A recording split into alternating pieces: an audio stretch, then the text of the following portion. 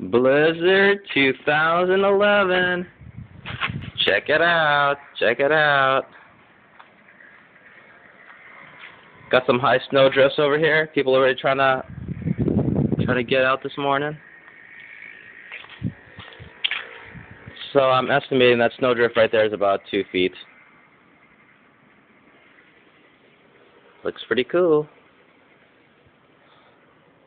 I'm going to start up the snowblower here soon and get out here and try to pump this crap out. So I should have some fun. Just going to try driving this stuff later. I don't think they delivered the newspaper this morning. Just a wild guess.